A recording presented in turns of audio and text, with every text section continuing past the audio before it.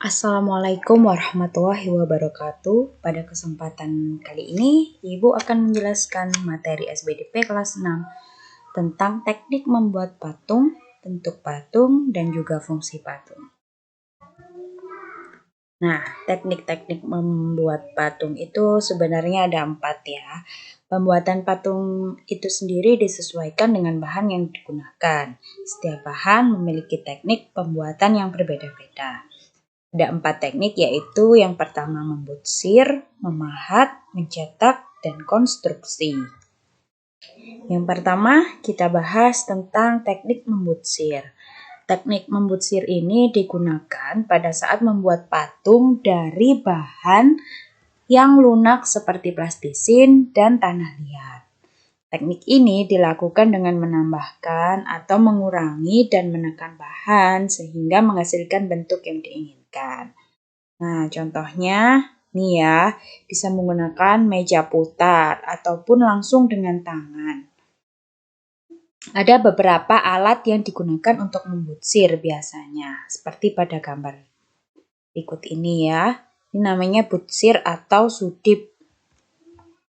Nah, selanjutnya ini adalah teknik membuat patung dengan cara memahat. Biasanya bahan yang digunakan itu adalah bahan yang keras seperti kayu atau batu. Alat yang digunakan yaitu pahat dan palu. Seperti ini contohnya ya, pahat dan palu. Selanjutnya teknik mencetak. Teknik mencetak ini dibedakan menjadi 2, yaitu teknik cetak dan cetak tuang atau cor. Teknik cetak ini biasanya dilakukan dengan memasukkan bahan lunak ke dalam cetakan. Nah, teknik cetak tuang itu dilakukan dengan mencairkan bahan kemudian menuangkan bahan yang sudah dicairkan tadi pada cetakan. Misalnya kalau pakai cetakan yang teknik cetak ini ya gambarnya. Nah, bisa dengan semen atau fiberglass ya biasanya. Kalau yang teknik cor itu bisa menggunakan emas dan perunggu. Ini misalnya dicairkan dulu baru dimasukkan ke dalam alat cetakan. Selanjutnya bentuk patung. Bentuk patung itu dibedakan menjadi 2, yaitu patung figuratif dan juga patung non-figuratif. Nah, patung figuratif ini sendiri dibuat meniru bentuk secara alami dan memiliki wujud yang nyata. Misalnya patung hewan, manusia, dan juga tumbuhan. Jadi bentuknya benar-benar seperti hewan, manusia, dan tumbuhan. Kalau non-figuratif, itu patungnya berbentuk abstrak, tidak menyerupai bentuk asli suatu objek. Bentuknya bisa seperti orang sedang menari, seperti putaran roda, dan lain-lain. Nah, ini contoh patung figuratif ya. Ini menirukan hewan gajah, ini singa ya, ini pohon kelapa, dan juga ini tumbuhan. Nah, ini juga menirukan manusia ya, sama seperti ini. Ini juga sama ya, ini menirukan ikan, kuda laut, jagung.